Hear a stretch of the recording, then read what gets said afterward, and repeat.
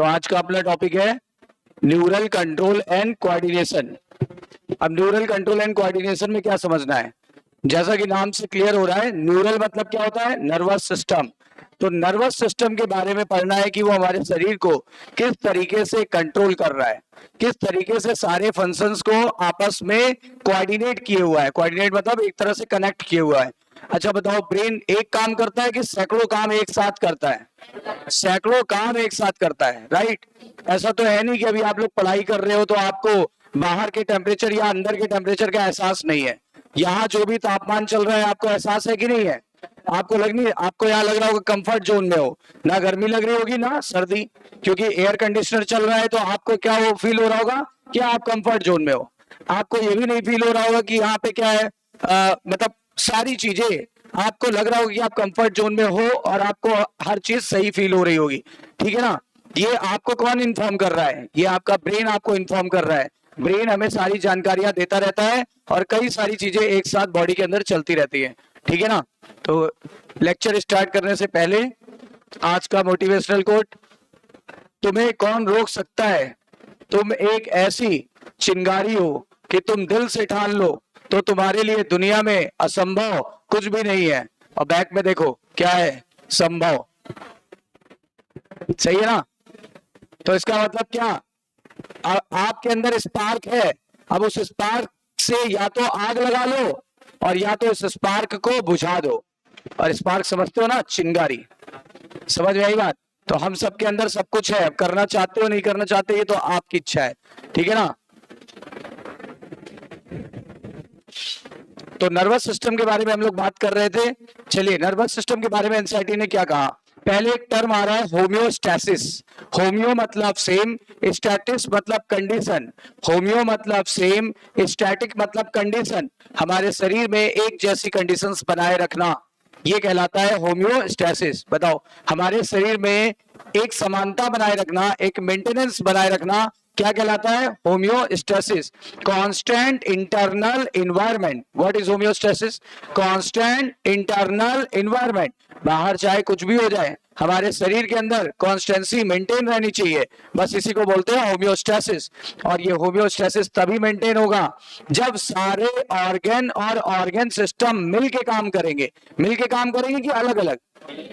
हाँ बताओ, जब कोई भी टीम है, कोई टीम है, अपनी कोचिंग की टीम है, अगर मिल के काम करेगी तभी कुछ अच्छा होगा, तभी रिजल्ट प्रोड्यूस कर पाएंगे। हम अलग रास्ते में जा रहे हैं, कोई टीचर दूसरे रास्ते में जा रहा है, कोई तीसरे रास्ते पे जा रहा है, कोई टेस्ट नहीं बना रहा है, कोई टेस्ट बना रहा है, ठीक है ना, कोई अच्छा कर रहा है, कोई खराब कर रहा है, सब बेकार हो जाएगा। इसलिए कोऑर्डिनेशन हर जगह होना चाहिए, यानी कोऑर्डिनेशन हर जगह देखा जाता है। ऐसे शरीर में भी सारे अंग है, सारे अंग तंत्र हैं, यानी organ and organ system. For example, जैसे पेट ने कहा मैं खाना नहीं पचाऊंगा, बताया था मैंने आपको एक बार।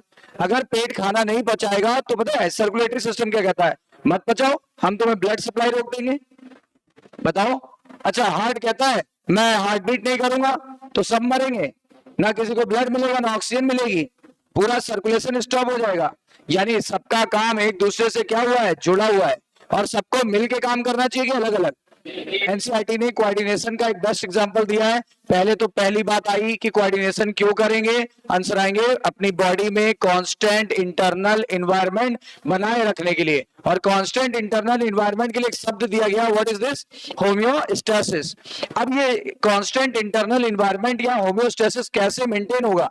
ये मेंटेन करने के लिए, ठीक है ना, हमारे नर्वस सिस्टम को सभी ऑर्गन को मिलके एक काम करना पड़ेगा। नर्वस सिस्टम मॉनिटर करेगा और सभी ऑर्गन मिल करके एकजुटता में काम करेंगे। एकजुटता समझते हो ना, यूनाइट होकर के। फॉर एग्जांपल, अगर हम फिजिकल एक्सरसाइज करना चालू कर दें, अगर फिजिकल एक्सरसाइज करना चालू कर दें तो बताओ क्या हो जाएगा? तो मेरे बॉडी के अंदर मसल को ज्यादा काम करना है कि कम करना है? मस्कुलर वर्क ज्यादा करना है कि कम करना है? अब मस्कुलर ऑर्गन को ज्यादा ऑक्सीजन चाहिए कि कम चाहिए? ज्यादा ऑक्सीजन चाहिए। ज्यादा ब्लड सप्लाई करना पड़ेगा कि कम करना पड़ेगा? तो बताओ, हार्ट बीट बढ़ जानी चाहिए कि घट जानी चाहिए? At the time of muscular exercise या physical exercise there is more supply of the oxygen and blood and other nutrients, इसीलिए हार्ट बीट बढ़ जाती है। सर्कुलेटरी सिस्टम ने सपोर्ट कर दिया कि नहीं कर दिया? सर्कुलेटरी सिस्टम ने मस्कुलर सिस्टम को सपोर्ट किया कि नहीं किया? अब देखो, दो ऑर्गन कोऑर्डिनेट हो गए। और देखो, अब जब भी कभी कोई भी रिएक्शन होती है तो मेटाबॉलिक रिएक्शन के बाद कचरा बनता है, कचरा यानी मेटाबॉलिक वेस्ट, हमने पूरा चैप्टर पढ़ा है एक्सक्रीटरी सिस्टम।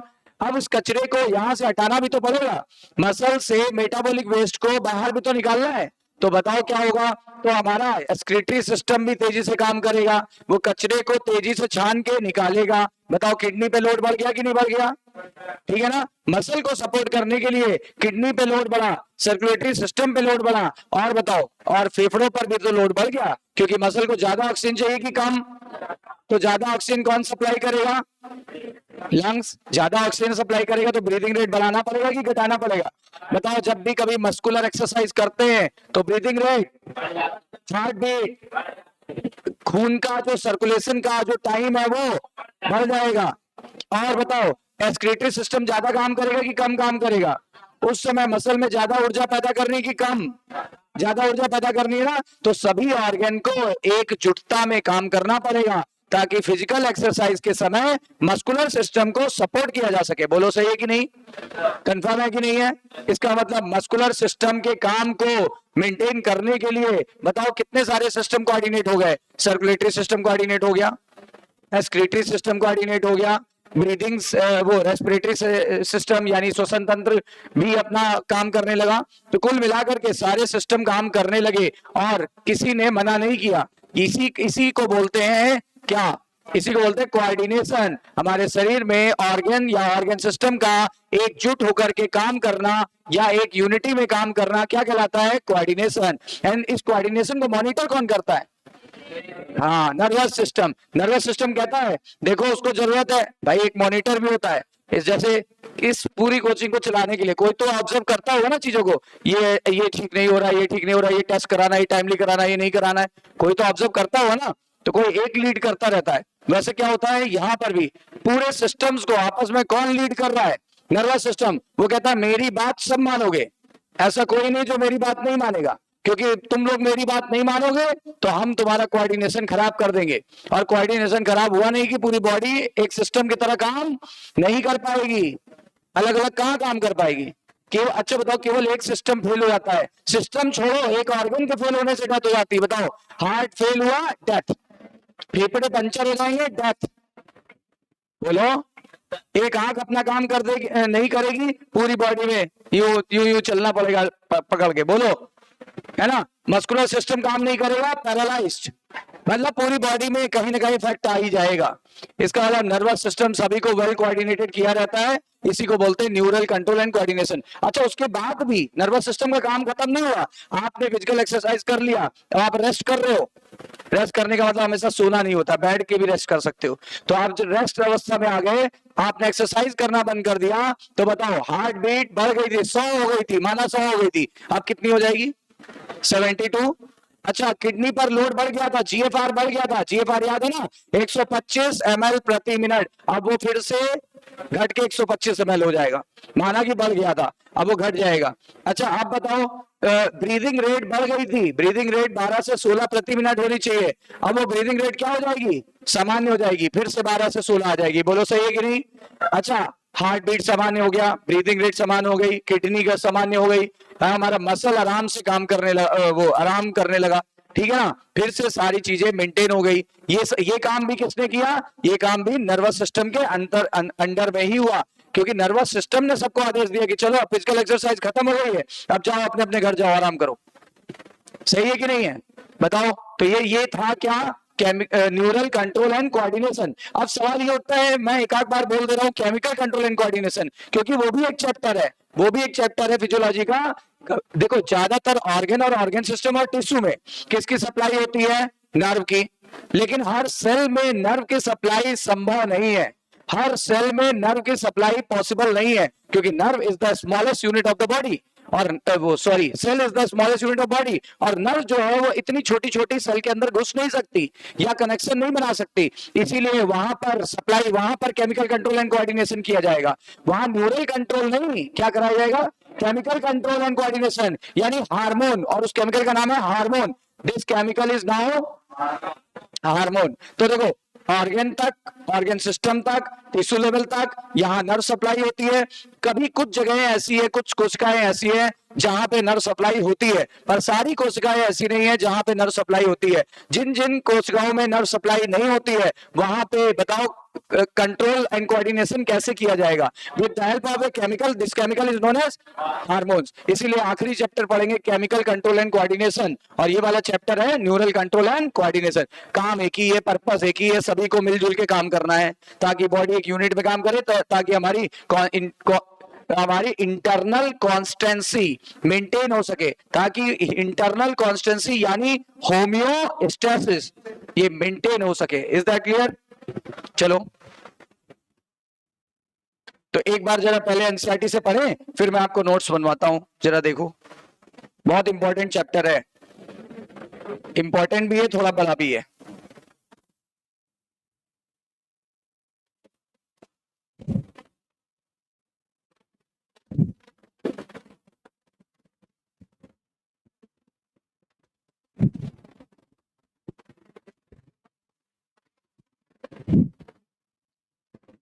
देखो चैप्टर का नाम है neural control and coordination.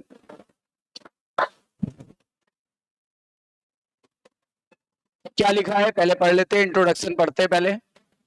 As you know the function of organ and organ system in our body must be coordinated. ठीक है, कह रहा है हमारे शरीर में जो भी फंक्शन है वो कैसा होना चाहिए? कोऑर्डिनेटेड। इतनी देर से यही तो समझा रहा था कि फंक्शन कैसा होना चाहिए? कोऑर्डिनेटेड। ठीक है ना? तो यानी हमारी बॉडी का जो फंक्शन है ऑर्गन और ऑर्गन सिस्टम का, ये कोऑर्डिनेटेड होना चाहिए। किसकी बात कर रहा है? ऑर्गन और ऑर्गन सिस्टम की बात कर रहा है।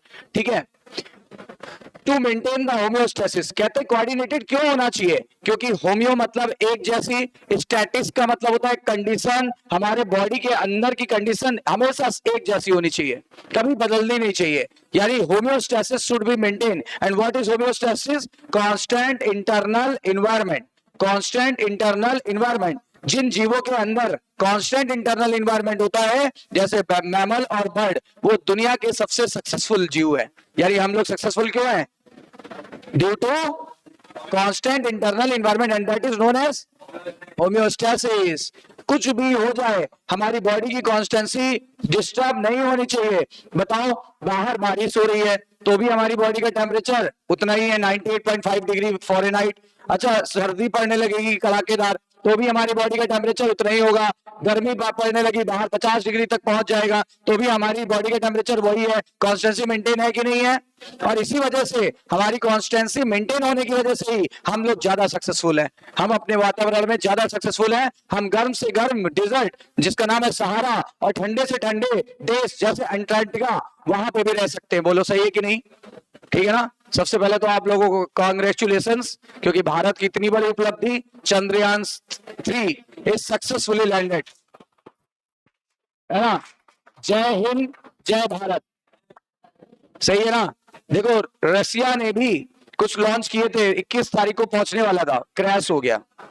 तो सोचो, Bharat is the first country, Bharat अब एक फर्स्ट कंट्री बन गया है जिसने सक्सेसफुल साउथ पोल पे लैंडिंग कर दी। ठीक है ना? और चंद्रयान 2 हम लोगों का खराब हुआ था, पर चंद्रयान 3 बिल्कुल लैंड हो गया। आपने लाइव टेलीकास्ट देखा, अब तक का सबसे ज्यादा देखा गया ये लाइव टेलीकास्ट है ना? तो कहने का तात्पर्य ये है, भारत बहुत आगे बढ़ रहा है और एक दिन देखना हम सुपर पावर बन के रहेंगे। ठीक है ना? क्योंकि यहाँ के लोग जुझारू बहुत हैं, स्ट्रगलर बहुत हैं, स्ट्रगल बहुत करते हैं, है ना? देखो, आप कभी फॉरेन कंट्री जाओ तो फॉरेन कंट्री में इतने ज्यादा स्ट्रगलर नहीं है, वहां के लोगों में पेशेंस नहीं है, हम लोगों में पेशेंस बहुत है ना? तो इसका मतलब क्या होता है, तभी हम लोग जूझते रहते हैं। अब चंद्रयान 2 जो था 140 करोड़ 150 करोड़ का शायद प्रोजेक्ट था, मुझे एग्जैक्ट नहीं मालूम, लोग बता रहे थे। तो इतना सारा नुकसान कंट्री का हुआ, मेन ये नहीं तो देखो, तब भी मोदी जी ने क्या बोला कि हौसला टूटा है, संपर्क टूटा है, हौसला नहीं। ये पंच लाइन कितनी आगे बढ़ गई थी, और अब देखो फिर से हम लोग वहां पे कर दिखाए हम लोग ने। और अभी छोड़ो, आज ही 7 और सैटेलाइट लॉन्च कर दी। होनी है या करनी है? आज मैंने सुना है 7 और सैटेलाइट। तो हम लोग पढ़ रहे थे कोऑर्डिनेशन। कोऑर्डिनेशन का मतलब क्या देखा था आपने? Coordination is the process through which one और मोर ऑर्गन इंटरैक्ट करेंगे। इंटरेक्ट कर रहे हैं कि नहीं कर रहे हैं? मसल को इंटरेक्ट करने के लिए किसने किसने सपोर्ट दिया? सर्कुलेटरी सिस्टम, रेस्पिरेटरी सिस्टम, ठीक है ना, एक्सक्रीटरी सिस्टम, और खुद नर्वस सिस्टम ने भी तो सपोर्ट किया, ठीक है ना। फिर देखो लिखा हुआ है and the complement the function of one another, एक दूसरे के फंक्शन को क्या करेंगे? एक दूसरे के सुख और दुख में साथ होंगे, ठीक है ना। ऐसा नहीं है कि हार्ट को अगर खाने की जरूरत है तो डाइजेस्टिव सिस्टम नहीं देगा, वो भी तो देगा, है ना। ये तो वही वाली बात है, तुम मुझे खून दो हम तुम्हें, किसका काम चला? उनका कि इनका कि दोनों का? हाँ, तो सारे मिलके काम करते हैं, कहते तुम अभी मेरी मदद करो हम तुम्हारी मदद कर देंगे, है ना। हार्ट में मस्कुलर सिस्टम ने कहा देखो मेरा डिपार्टमेंट तुम्हारे पास है, तुम पंप तभी कर पाते हो जब हम लोग तुम्हें प्रेस करते हैं। हार्ट के पास भी तो मसल थी, हार्ट के पास भी तो मसल थी, तो अगर हार्ट मना कर देता खून देने को तो बताओ वो खुद भी बीट नहीं कर पाता, क्यों? क्योंकि मसल क्या कर देता? मसल स्ट्राइक कर देता कि अच्छा तुम मेरी मदद नहीं कर रहे हो, नेक्स्ट टाइम हम तुम्हारी नहीं करेंगे। बताओ सही कि नहीं है? इसी को बोलते हैं कोऑर्डिनेशन। लेकिन इस समय हम किस कोऑर्डिनेशन की बात करें, न्यूरल की chemical? Neural. For example when do physical exercise, जब हम फिजिकल एक्सरसाइज करते हैं तो एनर्जी डिमांड बढ़ जाती है कि घट जाती है? ताकि हमारा मस्कुलर सिस्टम ज्यादा से ज्यादा एक्टिविटी कर सके। The supply of oxygen is increase, muscle में ज्यादा ऑक्सीजन चाहिए क्योंकि जितनी ज्यादा ऑक्सीजन दोगे उतना ज्यादा फूड का ऑक्सीडेशन होगा, जितना ज्यादा फूड का ऑक्सीडेशन होगा आपको पता है उतनी ज्यादा एटीपी प्रोड्यूस होगी, कुछ हीट भी निकलेगी और कुछ एटीपी भी प्रोड्यूस होगी, और यही एटीपी क्या होती है? ये यूज करेगा मस्कुलर एक्टिविटी में। Increase supply of oxygen necessitates the increase the rate of respiration, बोलते हैं ऑक्सीजन बढ़ाने के लिए आपका रेस्पिरेटरी सिस्टम श्वसन दर बढ़ा देगा, और क्या हो जाएगा? और हार्ट बीट भी बढ़ानी पड़ेगी क्योंकि ऑक्सीजन को तेजी से ले जाना है, और ले कौन जाता है? हमारा ब्लड। ले कौन जाता है? हमारा ब्लड। और खाना भी तो ज्यादा सप्लाई करना पड़ेगा, खाना भी ज्यादा सप्लाई करना है, ऑक्सीजन भी ज्यादा सप्लाई करनी है, खून का दौरा बढ़ाना पड़ेगा कि कम करना पड़ेगा? बढ़ाना पड़ेगा। हार्ट बीट बढ़ेगी कि घटेगी? स्ट्रोक वॉल्यूम बढ़ेगा कि घट जाएगा? कार्डियक आउटपुट बढ़ेगा कि घटेगा? अच्छा, हार्ट जल्दी जल्दी धड़केगा कि धीरे धीरे? ठीक है ना। अब देखो इससे क्या हो जाएगा? Increase blood flow via blood vessel, blood flow बढ़ गया ब्लड वेसल में, ठीक है ना। लेकिन जब फिजिकल एक्सरसाइज स्टॉप कर देते हैं तो क्या हो जाता है? तो द एक्टिविटी ऑफ नर्व की एक्टिविटी भी कम, कि भैया चलो चंद्रयान 3 लैंड हुआ, सुकून की सांस। अब साइंटिस्ट पता है सब छुट्टी पे हैं, सब सेलिब्रेशन कर रहे हैं, कह रहे हैं भैया हमने दिन रात काम किया, अब तो एक छुट्टी बनती है ना। तो छुट्टी पे होंगे आज ज्यादातर साइंटिस्ट, और होना भी चाहिए, है ना, क्योंकि इन्होंने इतना काम किया, अब फिर नए प्रोजेक्ट पे लगेंगे, है ना, फिर कुछ नया सोचेंगे। तो क्या हुआ? नर्व ने सांस लिया, लंग्स ने अपना नॉर्मल हो गया, हार्ट ने नॉर्मल चैन की सांस ली, मतलब रिलैक्स हो गया बिल्कुल, किडनी रिटर्न हो गया, gradually return to their normal condition, है ना। देखो कल तक सभी साइंटिस्ट के ब्रेन पर क्या था? प्रेशर। आज कोई प्रेशर नहीं है क्योंकि आज काम हो गया है, तो ये सब नॉर्मल हो गए, बस ये भी क्या हो गए? Normal. And thus the function of muscle, lungs, heart, blood vessels, kidney and other organ are coordinated while performing the physical exercise. Physical exercise हमारी बॉडी में केमिकल कंट्रोल करने के लिए दो चीजें होती है, एक न्यूरल सिस्टम और एक एंडोक्राइन सिस्टम। हालांकि दोनों मिलकर कोऑर्डिनेशन करते हैं, एक सेल लेवल तक करता है, एक टिश्यू ऑर्गन या ऑर्गन सिस्टम लेवल तक करता है। कौन करता है सेल लेवल तक? एंडोक्राइन सिस्टम, यानी जिसको बोलेंगे केमिकल कंट्रोल एंड कोऑर्डिनेशन। और एक न्यूरल कंट्रोल है, ये करता है कुछ सेल तक, कुछ cell plus tissue plus organ system, and integrate all the activity of the organ so that they function in a synchronise fashion, ताकि चीजें साथ साथ काम कर सके। अच्छा, आप ऐसे भी देखो, एक और मैं एग्जांपल बताता हूँ, ये तो एनसीईआरटी का एग्जांपल हो गया। कभी कभी पापा गाड़ी चला रहे 4 व्हीलर और आप लोग बैठे हो, आप बैठे हो, मम्मी बैठी, भाई बैठा हुआ है, बहन बैठी हुई है ना, आप लोग पापा गाड़ी चला रहे हैं, अब पापा का ऑफिस से फोन भी आ गया, अब पापा मोबाइल पे भी बात कर रहे हैं, गाड़ी भी चला रहे हैं, गियर भी बदल रहे हैं, ठीक है ना, ब्रेक भी मार रहे हैं, क्लच भी दबा रहे हैं, ठीक है ना, और क्या हो रहा है? देख भी रहे हैं कि सड़क पे कौन आ रहा है, कौन जा रहा है, और पीछे से मम्मी कहती है कि ये चीज सुनते हो तो उनको भी रिस्पॉन्स करना है, उनकी नहीं सुने तो समझो फिर जूता बेलन और ये वो सब, है ना। तो एजी ओजी भी झेल रहे हैं, है ना। कुल मिलाकर के पापा वेल कोऑर्डिनेटेड है भैया, उनका दिमाग बहुत भयंकर कंट्रोल हो रहा है। देखो गाड़ी भी चला रहे हैं, आप भी कह रहे पापा पापा वहां रोकिएगा, गोलगप्पे खाने हैं, है ना। उधर दीदी ने कहा नहीं पापा, मोमोज की दुकान। मम्मी उधर पीछे से चिल्ला रही है तुम लोग मोमोज और गोलगप्पे खाओ, घर में जो खाना बना के रखा है उसका क्या होगा। तो बच्चे कहते हैं पापा काहे के लिए है, पापा दो ही चीज खाते हैं, गालियां और खाना, वो भी घर का। सही है ना। तो वो भी क्या किसका एग्जाम्पल था, कंट्रोल एंड कोऑर्डिनेशन। हालांकि वहां पापा का ब्रेन से ज्यादा मम्मी कंट्रोल कर रही थी, है ना। लेकिन फिलहाल वो तो एक मजाक था, पापा का ब्रेन चौतरफा काम कर रहा था, ठीक है ना, इसलिए क्योंकि वो एक साथ सारे काम को हैंडल कर रहे थे, ठीक है ना। तो इसी को बोलते हैं क्या, कंट्रोल एंड कोऑर्डिनेशन। समझ में आई बात, क्लियर है।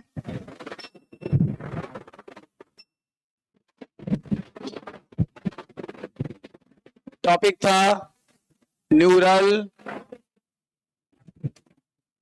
Control and coordination.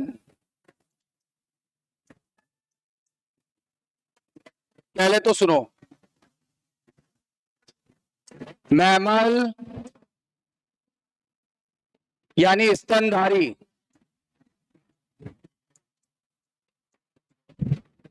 और बर्ड्स यानी पक्षी,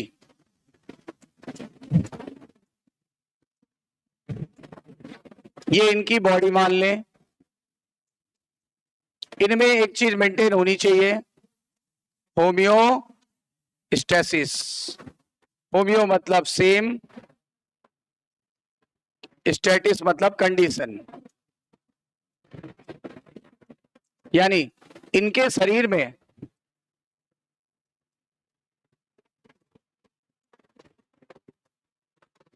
हमेशा हमेशा, कभी भी नहीं ऐसा होना चाहिए कि कभी कभार, इनके शरीर में हमेशा कांस्टेंट इंटरनल एनवायरनमेंट,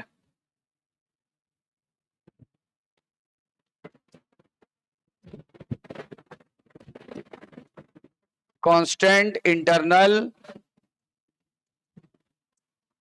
एनवायरनमेंट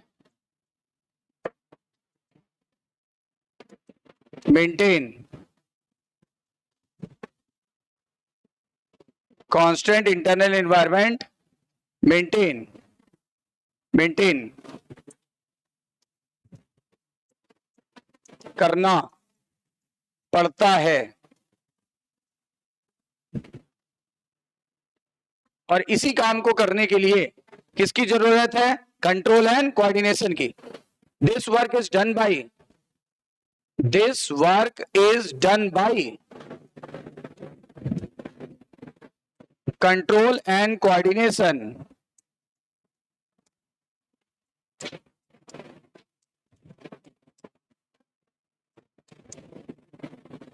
इसका मतलब होता है सभी ऑर्गन, इसका मतलब होता है सभी organs oblique organ systems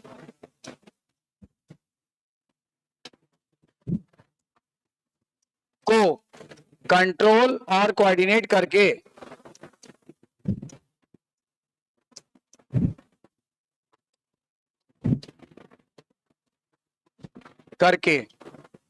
control and coordinate करके बॉडी की होम्योस्टेसिस को मेंटेन किया जाएगा। राइट। बॉडी की होम्योस्टेसिस से, बॉडी की होम्योस्टेसिस को मेंटेन किया जाएगा। तो क्या समझे, मैमल और बर्ड्स के अंदर होम्योस्टेसिस यानी कांस्टेंट इंटरनल एनवायरनमेंट, ये है कांस्टेंट इंटरनल एनवायरनमेंट मेंटेन करके रखना है। और ये मेंटेन क्यों करना है, ताकि सारे ऑर्गन और ऑर्गन सिस्टम एकजुट होकर के बॉडी के काम को कर सके।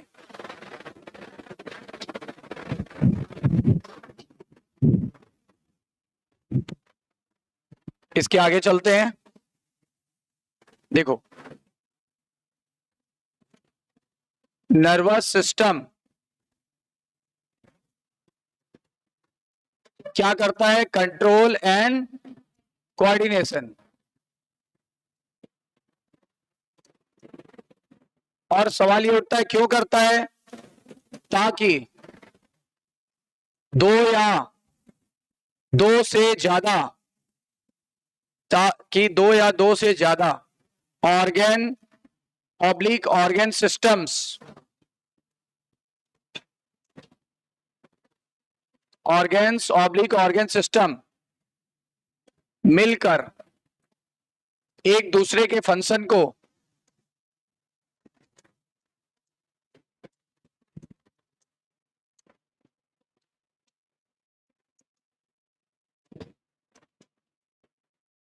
सपोर्ट करें, राइट? एक दूसरे के फंक्शन को सपोर्ट करें। तो ये nervous system control and coordination इसलिए कर रहा है ताकि सारे ऑर्गन या ऑर्गन सिस्टम मिलजुल करके एक दूसरे के काम को सपोर्ट करें। जैसे एनसीईआरटी का एग्जांपल ले लेते हैं, अभी जो बोला एग्जांपल है, ड्यूरिंग फिजिकल एक्सरसाइज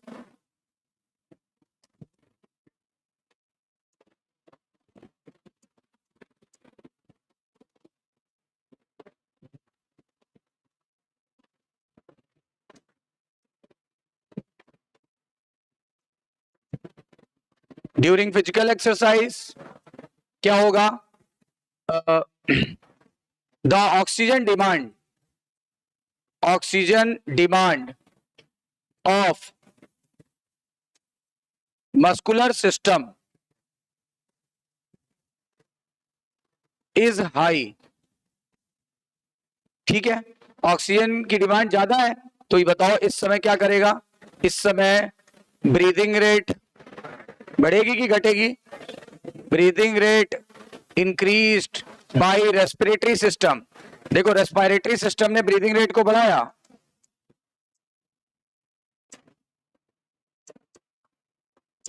इस समय न्यूट्रिएंट ज्यादा चाहिए कि कम चाहिए? Nutrients etcetera required in more amount.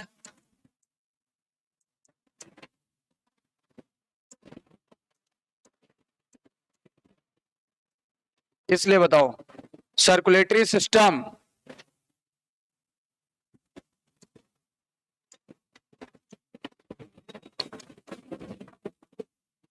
अपना काम बढ़ा देगा। बोलो सही है? सर्कुलेटरी सिस्टम अपना काम बढ़ा देगा। सर्कुलेटरी सिस्टम अपना काम बढ़ा देगा।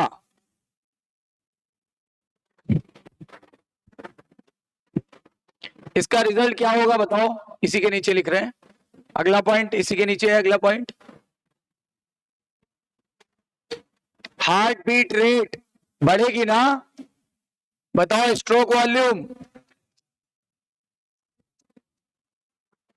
और बताओ कार्डियक आउटपुट बढ़ेगा। सीओ मतलब कार्डियक आउटपुट। चलो ये बताओ, अच्छा उसके बाद किडनी का फंक्शन, पहले बताओ मेटाबॉलिक वेस्ट ज्यादा पैदा होगा इस समय कम, है ना? यानी इसमें क्या होगा? मस्कुलर एक्टिविटी बढ़ जाएगी ना? बताओ, मस्कुलर एक्टिविटी इंक्रीज, ठीक है? एटीपी प्रोडक्शन बढ़ जाएगा ना? एटीपी प्रोडक्शन इंक्रीज, तो मसल अपना काम करेगी। अच्छा, अब लेकिन एक बार बताओ, मेटाबॉलिक वेस्ट ज्यादा बनेगा कि कम बनेगा? मेटाबॉलिक वेस्ट यानी उपापचयी अवशिष्ट पदार्थ, ये क्या होगा? प्रोड्यूस इन मोर अमाउंट कि लेस अमाउंट?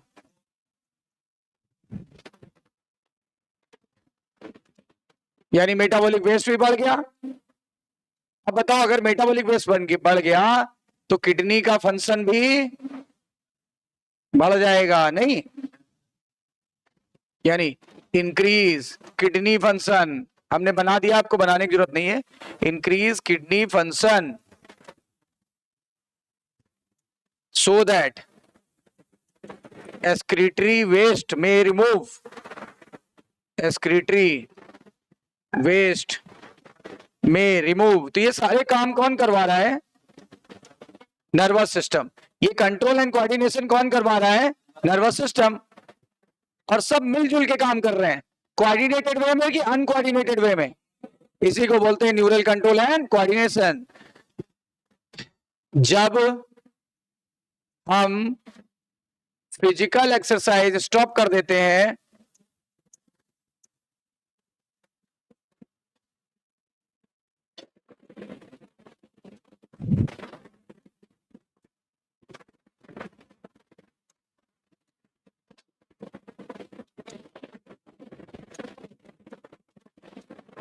तब सभी सिस्टम्स अपनी नॉर्मल सिचुएशन में या नॉर्मल कंडीशंस में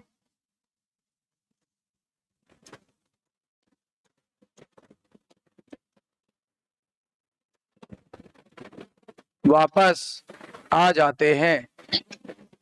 एग्जाम्पल बता दें, हार्ट बीट रेट नॉर्मल हो जाएगी, ठीक है ना, पहले बढ़ गई थी अब नॉर्मल हो गई। किडनी फंक्शन नॉर्मल हो जाएगा,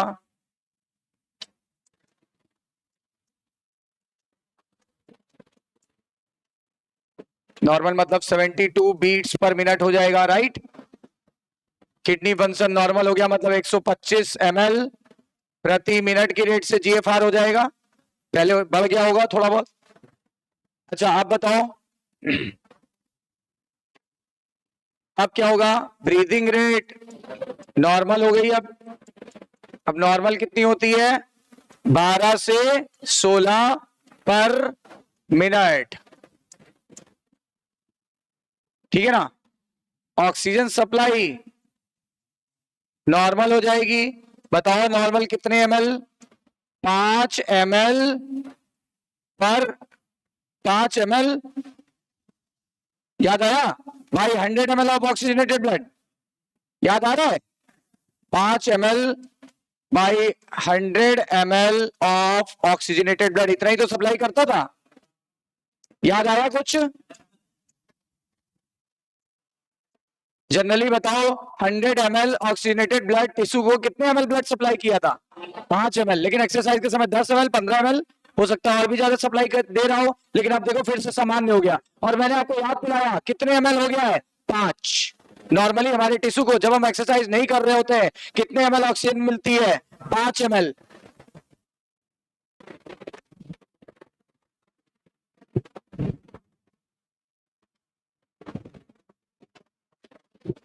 देखो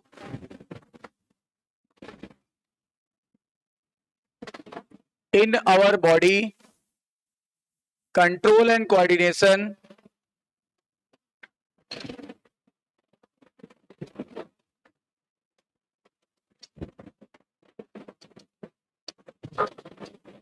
is done by two systems,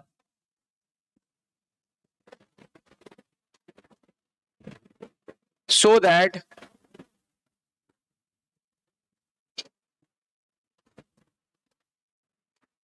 the functions of two or more organ or organ system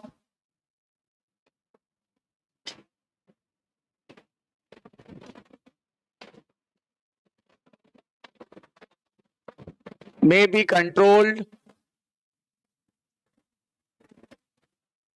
jointly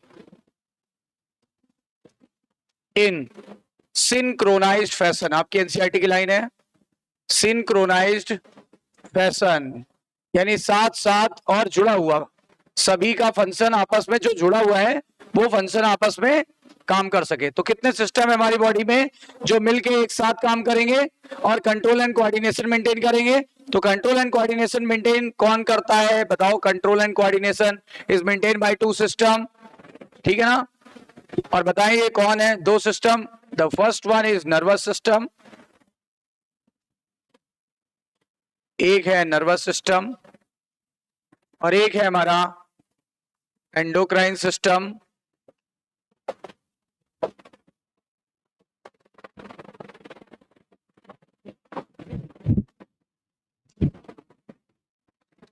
ये न्यूरल कंट्रोल करता है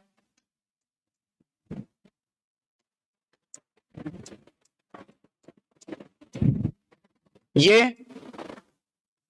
केमिकल कंट्रोल करता है।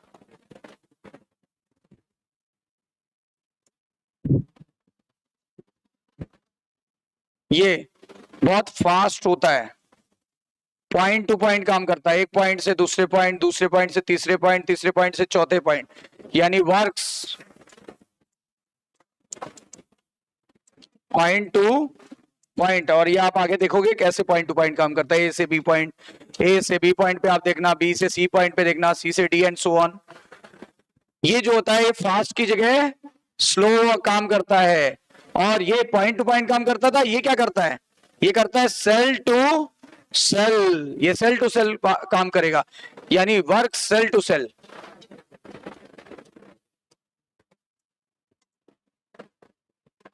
Cell to cell.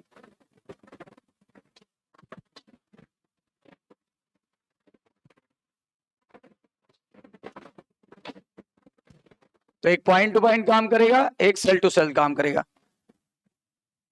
इसमें एक्टिविटी इन्वॉल्व किसकी होगी, इसमें एक्टिविटी होगी न्यूरॉन्स की, due to neurons and neurotransmitter. एक केमिकल आगे आप पढ़ोगे, नाम सुना भी होगा, न्यूरोट्रांसमीटर। इसमें मदद किसकी ली जाएगी, न्यूरॉन्स एंड न्यूरो ट्रांसमीटर। और एक पॉपुलर न्यूरो ट्रांसमीटर याद आ रहा होगा आपको, कौन सा, एसिटाइल कोलिन, अभी पढ़ा था पिछले चैप्टर में। यहां पे क्या होगा, यहां पे ड्यू टू एक्टिविटी ऑफ, किसकी वजह से, due to activity of endocrine gland and hormones. याद आया, हम इसमें एंडोक्राइन ग्लैंड की मदद लेंगे और उन्हीं से बनता है हार्मोन एंड हार्मोन्स। हार्मोन धीरे धीरे काम करते हैं, नर्वस सिस्टम तेजी से काम करता है। Nervous system point two point काम करता है, वो सेल टू सेल काम करता है, लेकिन दोनों मिल करके काम करते हैं और हमारी बॉडी के सभी ऑर्गन के फंक्शन को सिंक्रोनाइज फैशन में कोऑर्डिनेट करेंगे। कोऑर्डिनेट ना, control and coordinate.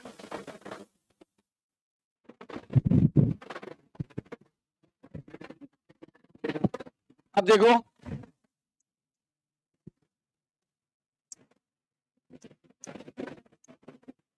Nervous system या इसी को कहीं कहीं न्यूरल सिस्टम भी बोल देते हैं, एनसीईआरटी में न्यूरल सिस्टम लिखा हुआ, एक ही बात है। इसमें पाई जाती है नर्व टिश्यू, और नर्व टिश्यू में दो भाग होते हैं अगर आपको याद हो तो। सबसे पहला होता है नर्व सेल या न्यूरॉन्स, नर्व सेल्स या न्यूरॉन्स। और ये आपको याद हो तो ये आपको याद हो, मैंने बताया था ये एक्टोडर्मल होता है। कैसा होता है, एक्टोडर्मल इन ऑरिजिन। और इसमें दो भाग होते हैं, एक होता है नर्व सेल या न्यूरॉन्स और दूसरा होता है न्यूरोग्लियल सेल, और या फिर शॉर्ट में ग्लियल सेल भी बोलते हैं, न्यूरोग्लियल सेल्स। याद आया। अब सुनो, ये आपने एनिमल टिश्यू में पढ़ा था कि चार प्रकार के टिश्यू होते हैं, एपिथेलियम, कनेक्टिव, मस्कुलर और नर्वस। और नर्वस टिश्यू जो होता है ये सबसे ज्यादा रिस्पॉन्स करने वाला टिश्यू है। Greater responsiveness in the body to the changeable environment, ये आपके एनसीईआरटी की लाइन है कि ये आपके बदलते हुए वातावरण में सबसे ज्यादा रिस्पॉन्स दिखाने वाला टिश्यू है। राइट। इसमें दो भाग होते हैं, पहला होता है नर्व सेल या न्यूरॉन्स, दूसरा होता है न्यूरोग्लियल सेल, और ये स्पेशलाइज सेल होती है। दिस इज स्पेशलाइज सेल, जिनमें एक खूबी होती है क्या, एक्साइटेबल होती है। एक्साइटेबल सेल, एक्साइटेबल का मतलब है जैसे इसको संवेदना दोगे, जैसे इसको संवेदना या स्टिमुलस देंगे ये इसको इंपल्स में बदल देगा। अब इंपल्स होता क्या है ये आपको बताएंगे। इंपल्स यानी जिस रूप में संवेदना आगे बढ़ेगी उसको इंपल्स बोलते हैं, यानी ये संवेदना को इंपल्स में बदल देता है।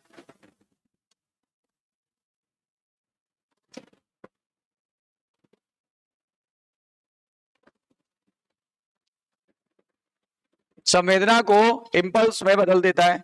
और आपको अगर याद हो तो ये लेस देन 50% वॉल्यूम ऑक्युपाई करता है, याद है? और ये कितना करता है बताओ? हाँ बिल्कुल, मोर देन 50% वॉल्यूम। जो चीज भूल जाया करो एक बार देख लिया करो। मोर देन 50% वॉल्यूम ऑक्युपाई करता है, एनसीईआरटी की लाइन है। और ये स्पेशल सेल नहीं होती है, नॉर्मल सेल होती है। नॉर्मल सेल्स होती हैं तो उसमें ये जो स्पेशल थी तो स्पेशल क्वालिटी थी, ये नॉर्मल है तो नॉर्मल क्वालिटी होगी। इसका मेन काम होता है, इसके दो काम होते हैं, इसके दो रोल हैं। एक तो सपोर्ट और दूसरा प्रोटेक्ट। मैंने आपको याद करो, मैंने आपको बताया था कि they are the bodyguard of nerve cell. Bodyguard, और बॉडी गार्ड ज्यादा होते हैं, बॉडी गार्ड संख्या में ज्यादा होते हैं, ऐसे भी बताया था। और किसकी बॉडी को सुरक्षा देंगे? नर्व सेल को, राइट। तो they are support and protect. किसको सपोर्ट एंड प्रोटेक्ट देते हैं? Nerve cell to nerve cells. और आपके एनसीईआरटी में तो नहीं दिया, लेकिन 3 नाम होते हैं इनके, 3 टाइप्स के हो सकते हैं, ठीक है?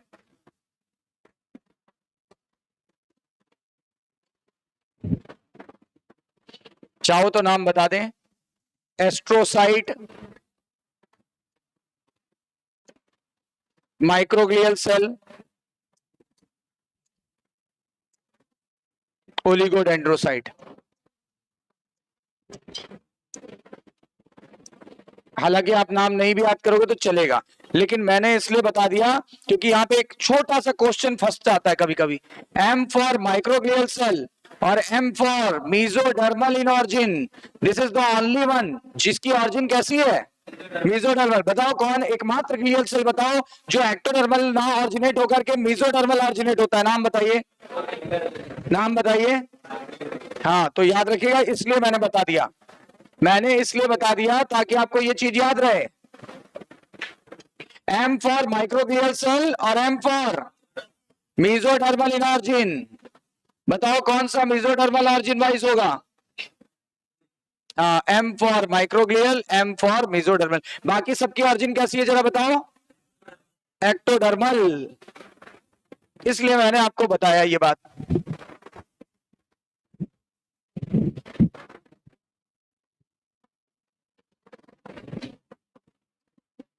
देखो नर्वस सिस्टम सबका देखते हैं। सबसे पहला फाइलम क्या है? एनिमलिया का सबसे पहला फाइलम पोरीफेरा। यहां नर्वस सिस्टम नहीं होता, ध्यान देना। किस एनिमल में नहीं होता? पोरीफेरा। इनके मेंबर्स को क्या बोलते हैं? स्पॉन्जेस। इनमें नहीं पाया था। अब आओ, इससे एडवांस कौन सा है? सीलेंट्रेटा। तो सीलेंट्रेटा में क्या पाया जाता है? हाइड्रा। इनमें पहली बार बना nervous system first formed, nervous system first formed. बताओ पहली बार बना तो वेरी सिंपल टाइप की very advance type? Very simple type. और इसमें made up of network, network ये बना था नेटवर्क का, made up of network of nerve net. उसको बोलते थे नर्व नेट, नर्व का जाल, नर्व नेट। और क्वेश्चन ये पूछा जा सकता है, एनसीईआरटी में तो नहीं है पर पूछा जा सकता है क्या, कि यहाँ की जो न्यूरॉन्स थी वो कैसी होती है? यहाँ जो न्यूरॉन्स थी ना उसमें पोलैरिटी नहीं होती, मतलब कोई दिशा नहीं होती, उसमें पोलैरिटी नहीं होती है। अगर पोलैरिटी नहीं होती है तो कोई दिशा भी नहीं हुई, मतलब नॉन डायरेक्शनल की डायरेक्शनल।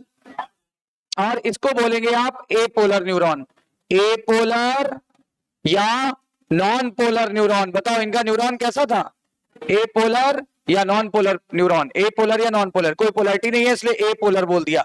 नॉन पोलर का मतलब कोई पोलैरिटी नहीं है, कोई दिशा नहीं है, किसी भी दिशा में इनका इंपल्स चला जाता था, किसी भी दिशा में इनका इंपल्स चला जाता था।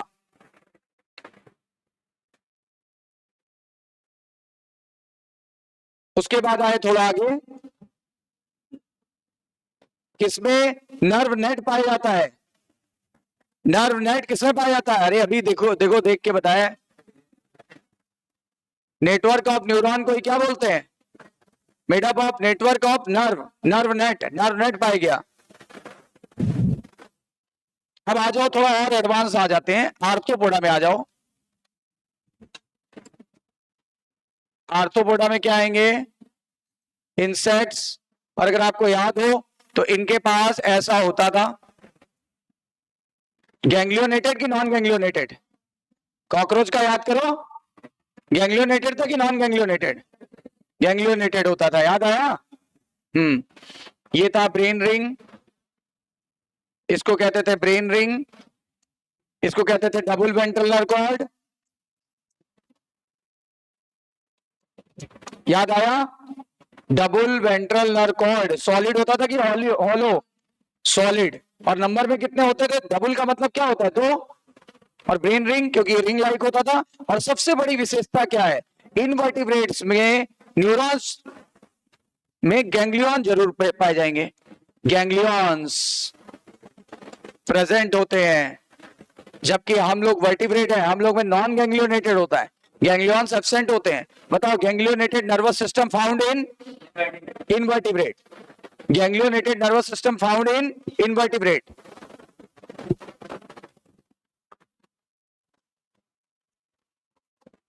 इसमें पहली बार बना था, इसलिए कैसा था? Simple type. वो लिख दिया है सिंपल टाइप, उसमें पहली बार बना था इसलिए सिंपल टाइप है, लिखा हुआ है, अंडरलाइन कर दें। वेरी सिंपल टाइप क्योंकि पहली बार बना था। यहां काफी आगे आ चुके हैं, सिलेंट्रेटा, प्लेटिस्टिनोफोरा, प्लेटी हेलमेंथेज, एसके हेलमेंथेज, एनिलिडा, आर्थ्रोपोडा। तो आर्थ्रोपोडा में काफी आगे आ गए ना फाइलम में। तो यहां कैसा होगा? Well organised. इंसेक्ट्स में होता है वेल ऑर्गेनाइज्ड नर्वस सिस्टम। अब आ जाओ वर्टिब्रेट्स में। हम लोग क्या है? वर्टिब्रेट्स ना। तो हमारे अंदर कैसा होगा? वर्टिब्रेट में क्या होगा? वर्टिब्रेट्स में क्या होगा? तो वर्टिब्रेट्स में होगा more developed type nervous system, more developed type nervous system, more developed type nervous system. और बता दें वर्टिब्रेट्स में होता है नॉन गैंग्लियोनेटेड नर्वस सिस्टम, जबकि गैंग्लियोनेटेड किसमें होता है? और हमारे पास डबल वेंट्रल नर्व कॉर्ड नहीं होती है, सिंगल होती है, वो भी डॉर्सल नर्व कॉर्ड होती है। यहां पे ये देखो, स्पाइनल कॉर्ड यानी डॉर्सल नर्व कॉर्ड। हमारे पास होती है डॉर्सल नर्व कॉर्ड, जो कि डबल ना होकर के कितनी होती है? सिंगल। उसमें कैसी थी? डबल। 2-3 बातें याद रखिएगा, हमारा नॉन गैंग्लियोनेटेड और उनका गैंग्लियोनेटेड। और देखो एक बार, इनका कैसा है? गैंग्लियोनेटेड। और इनके पास कितने नर्व कॉर्ड है? डबल। और सॉलिड है कि हॉलो? उल्टा करते जाओ, उल्टा करते जाओ। गैंग्लियन इनके पास था, हमारे पास नहीं है। अच्छा बताओ, इनका डबल तो अपना सिंगल, इनका सॉलिड तो अपना, इनका वेंट्रल साइड तो अपना, ये है ना डॉर्सल साइड, रीढ़ की हड्डी, रीढ़ की हड्डी। देखो रटना नहीं है। तो वो डॉर्सल हो गया, सिंगल हो गया, नॉन गैंग्लियोनेटेड हो गया, और क्या बचा? हो गया ना? हाँ हॉलो, सॉलिड का उल्टा हॉलो, और हॉलो होगा, बिल्कुल उल्टा है। देखो अब रटना नहीं है, हॉलो हॉलो, हॉले हॉले नहीं, hollow hollow.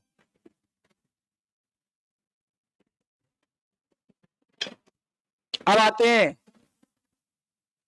Human nervous system पे, मनुष्य का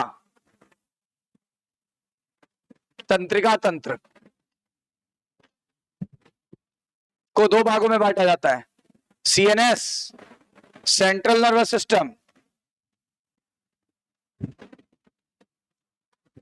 पीएनएस पेरिफेरल नर्वस सिस्टम।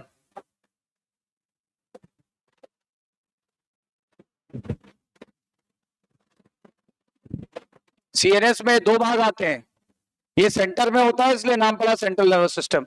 इसमें 2 पार्ट्स आते हैं, एक आता है ब्रेन और एक आता है स्पाइनल कॉर्ड। बताओ सीएनएस में क्या क्या आता है? ब्रेन यानी मस्तिष्क, और दूसरा स्पाइनल कॉर्ड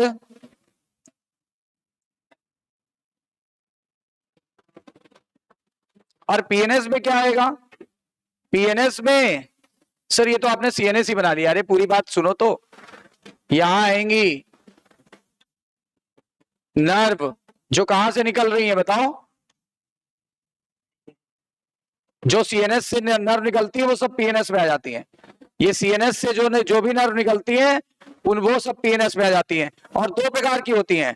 कौन से दो प्रकार की होती हैं? जो ब्रेन से निकल रही है वो कैसी है, और जो स्पाइनल कॉर्ड से निकल रही है उन्हें क्या बोलते हैं? इन्हें बोलते हैं क्रेनियल नर्व। जो ब्रेन से निकले उन्हें क्या बोलेंगे? Cranial nerve. और जो स्पाइनल कॉर्ड से निकलेंगे उन्हें क्या बोलेंगे? Spinal nerve. हमारे पास 12 पेयर क्रेनियल नर्व्स है और ये हमारे पास 31 पेयर है। बताओ ऐसी नर्व जो कहां से निकल रही है? ऐसी नर्व जो कहां से निकल रही है स्पाइनल कॉर्ड से, उसे क्या बोलेंगे? Spinal nerve, cranial nerve. ये 12 पेयर, ये 31 पेयर। Is that clear? बताओ पीएनएस में क्या होगा? All the nerve which arise from CNS, all the nerve which arise from CNS. लिख देता हूं वरना कंफ्यूज हो गए। इट इंक्लूड्स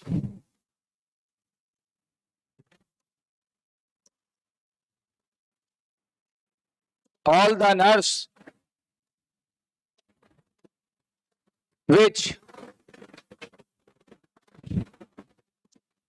arise from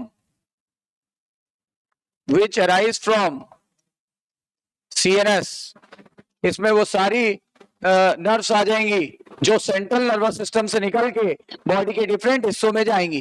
जो ब्रेन से निकलेंगी उन्हें क्रेनियल नर्व, और जो स्पाइनल कॉर्ड से निकलेंगी उन्हें spinal nerve. Cranial nerve 12 pair होती है और स्पाइनल नर्व 31 पेयर होती है।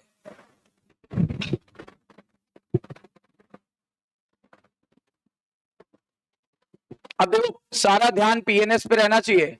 अब हम अंडर चल रहे हैं पीएनएस के अंतर्गत ही चलेंगे। सब कुछ पीएनएस के अंतर्गत आता है। आप जो पूछ रहे थे ना एएनएस किसके अंतर्गत आता है, वो भी पीएनएस के अंतर्गत आता है। आप देखते जाओ जितना भी सब बोलेंगे सब कुछ किसके अंडर में रहेगा? सिर्फ ब्रेन और spinal cord is the part of CNS and rest are the part of PNS. इतनी बात क्लियर है?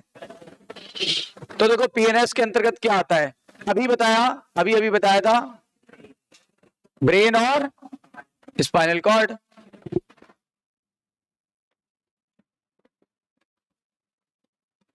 देखो सुनना मेरी बात, माना कि इधर है टिश्यू या ऑर्गेन्स, टिश्यू या ऑर्गेन इधर है और ये हमारा सीएनएस है।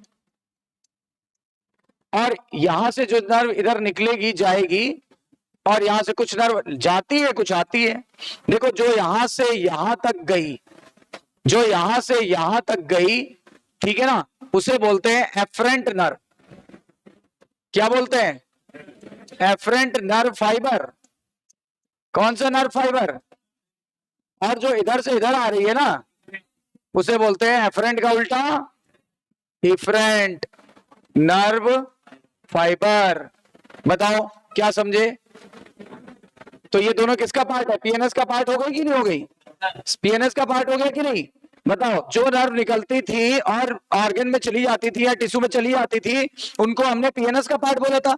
अब पीएनएस के नर्व फाइबर कितने प्रकार के होते हैं? दो। पहला बोलो रुक जाओ जो टिश्यू या ऑर्गन से संवेदना को कहां ले जा रहे हैं? ब्रेन की तरफ। जो ब्रेन की तरफ ले जाते हैं उसे क्या बोलते हैं? एफरेंट। और जो ब्रेन से दूर ले जाते हैं, या ब्रेन ही मत बोलो, यहां से भी बोल सकते हो, स्पाइनल कॉर्ड से बोलो, जो सीएनएस की तरफ ले जाते हैं। देखो हमने ब्रेन और स्पाइनल कॉर्ड कुछ नहीं बोला, हमने बोल दिया जो सीएनएस की तरफ ले गए। बताओ टिश्यू या ऑर्गन से संवेदना को अगर सीएनएस तक ले जाती है तो इन नर्व को क्या बोलेंगे? और अगर रिस्पांस को संवेदना जाती है तो रिस्पांस आता है, अगर रिस्पांस को वापस ले गए टिश्यू या ऑर्गन तक तो क्या बोलेंगे? इसे इफरेंट। और सुनो एक हिंट सुनो, सुनते जाओ, सब बड़े इंपॉर्टेंट चीजें जो एनसीईआरटी में स्किप्ड है। फार्मूला है सेम। सुना है सेम? तो सुनो, सेंसरी को ही एफरेंट कहते हैं, सेंसरी को ही क्या कहते हैं? एफरेंट। और मोटर को ही क्या कहते हैं? इफरेंट। बताओ sensory nerve is another name of afferent. तो कहा जाए तो ये कौन सी नर्व है? जल्दी बोलो। सेंसरी। देखा जाए तो ये कौन सी नर्व है? मोटर। अब समझ में आया फार्मूला? सेम। बताओ, एनसीईआरटी ने सेंसरी और मोटर वर्ड यूज नहीं किया है, बता दो। Afferent is also known as sensory और efferent is also known as, और इसका जोड़ा बना लेना। एस का ए से जोड़ा बनेगा, एम का ई से जोड़ा बनेगा। Sensory is also known as afferent, motor is also known as efferent. परिभाषा आपको साफ दिख रही है। क्या है परिभाषा? सेंसरी वो होती है जो टिश्यू या ऑर्गन से संवेदना को लेकर के कहां जाती है, सीएनएस। और मोटर या इफरेंट वो होती है जो रिस्पांस को सीएनएस से टिश्यू या ऑर्गन तक ले जाता है। Is that clear? और ये दोनों किसके पार्ट है? जल्दी बोलो, जल्दी बोलो। सीएनएस।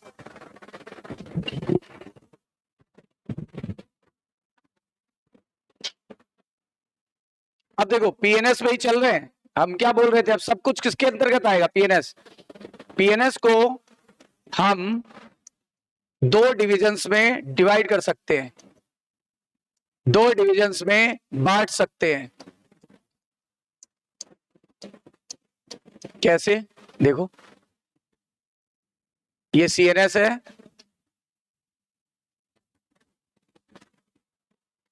सीएनएस लिख दें, यहां फिर से लिख दो ऑर्गन या टिश्यू, या टिश्यू या ऑर्गन। और अगर ये वॉलेंट्री है, ऐच्छिक है, अगर ये वॉलेंट्री यानी कैसे है, ऐच्छिक, और यहां से जुड़ा हुआ है, यहां से जुड़ा हुआ है CNS2, यहां से जुड़ा हुआ है, ठीक है ना, ऑर्गन या टिश्यू। अगर यहां से इंपल्स ऐसे जा रही है, अगर सीएनएस से इंपल्स या संवेदना कहां जा रही है, ऑर्गन या टिश्यू तक। कौन से ऑर्गन या टिश्यू तक? एक तो ये केस बन सकता है, और या तो अब की बार ऑर्गन या टिश्यू कैसा होगा? हाँ बिल्कुल समझ गए आप, इनवॉलेंट्री, यानी अनैच्छिक। ठीक है, ये ऐच्छिक और ये अनैच्छिक। अगर यहां को गया, अगर यहां को गया ना, तो इसे बोलते हैं सोमैटिक नर्वस सिस्टम। कौन सा? Somatic nervous system. अब बताओ सोमैटिक नर्वस सिस्टम क्या होता है? जब संवेदना या इंपल्स, जब संवेदना या इंपल्स कहां से जा रही है, सीएनएस से ऐसे ऑर्गन या टिश्यू तक जो कैसे हैं, वॉलेंट्री, तो क्या बोलेंगे? और अगर सीएनएस से संवेदना या इंपल्स जा रही है कहां पे, यहां लिख दो इंपल्स। जब इंपल्स किधर की तरफ जा रही है, सीएनएस से और ऐसे ऑर्गन या टिश्यू तक जो कैसे हैं, तो इसे क्या बोलेंगे? सोमैटिक। और अगर ऐसे ऑर्गन को जा रही है तब उसको बोलते हैं ऑटोनॉमस नर्वस सिस्टम। अगर ऐसे ऑर्गन को जा रही है, इनवॉलेंट्री को, ऑटोनॉमस नर्वस सिस्टम। इसमें भी इंपल्स जा रही है, लेकिन उसमें जा रही थी कहां को, और इसमें कहां को जा रही है, इनवॉलेंट्री को। तो अब समझ गए दोनों में अंतर? एक होता है कौन सा? एक होता है सोमैटिक नर्वस सिस्टम, और एक होता है ऑटोनॉमस। और ये ऑटोनॉमस नर्वस सिस्टम को हम फिर दो भागों में बांट सकते हैं। यहां लिख देते हैं, ऑटोनॉमस नर्वस सिस्टम में भी दो भाग होंगे। एक याद करो, सिंपैथेटिक और एक पैरा सिंपैथेटिक। ये कब काम करेगा? इमरजेंसी में, वर्क्स इन इमरजेंसी,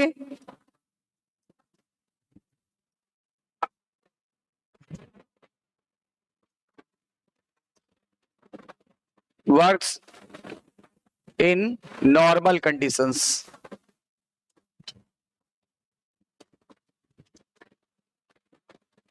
समझ आई बात? क्लियर होगी बात? तो इस तरीके से हमने पीएनएस को फिर से कितने डिविजन्स में बांट दिया? दो डिविजन्स में बांट दिया। तो बिल्कुल आपके एनसीईआरटी में इसी तरीके से दिया हुआ है। वॉलेंट्री, हम लोगों ने वॉलेंट्री मसल का नाम क्या पढ़ा था? स्केलेटल मसल ना, तो इसको लिख सकते थे स्केलेटल मसल या वॉलेंट्री मसल। ये हो गया आपका इनवॉलेंट्री मसल, या दूसरा नाम बताओ, स्मूथ मसल। हाँ, कार्डिक भी आएंगी।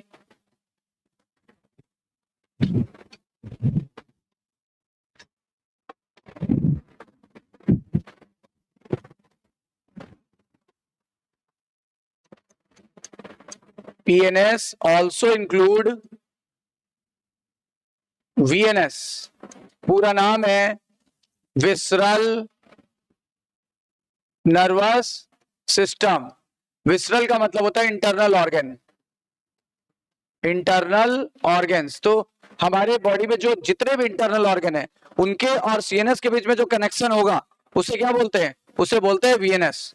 ये देखो इधर लिख दे सीएनएस और इधर लिख दो इंटरनल या विसरल ऑर्गन्स, यानी आंतरिक अंग। जितने भी आंतरिक अंग हैं उसको बोलते हैं इंटरनल या विसरल ऑर्गन, हिंदी में आंतरिक अंग। इसको अलग ही बांट दिया गया है।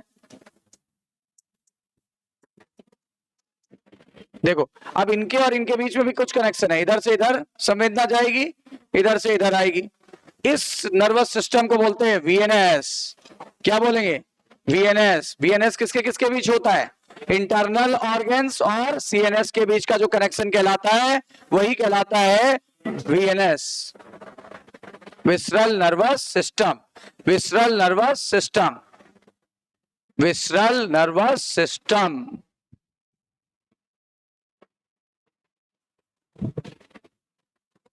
और देखें एक बार एनसीईआरटी।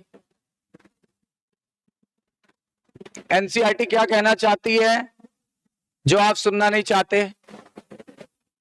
देखो इधर, neural system provides an organized network of point to point connection। Nervous system organised है कि अनऑर्गेनाइज्ड? पॉइंट टू पॉइंट काम करती है कि ऐसे यहां से जम करके यहां आ जाएगी? पॉइंट टू पॉइंट काम करेगी। कैसे, ये तो कल के लेक्चर में पता चलेगा। और फास्ट काम करती है कि स्लो, क्विक बोलेंगे कि डिले, कोऑर्डिनेशन करेगी कि नहीं करेगी? और endocrine system provides the chemical integration by the hormone या through the hormone. But in this chapter you will learn about the nervous system of human, mechanism of neural coordination and transmission of nerve impulse, impulse conduction across the synapse and the physiology of reflex action. मतलब ये बता रहा है क्या क्या पढ़ेंगे, ये पढ़ेंगे, वो पढ़ेंगे, फलाना पढ़ेंगे, धमाका पढ़ेंगे, वो सब अभी आप छोड़ दो।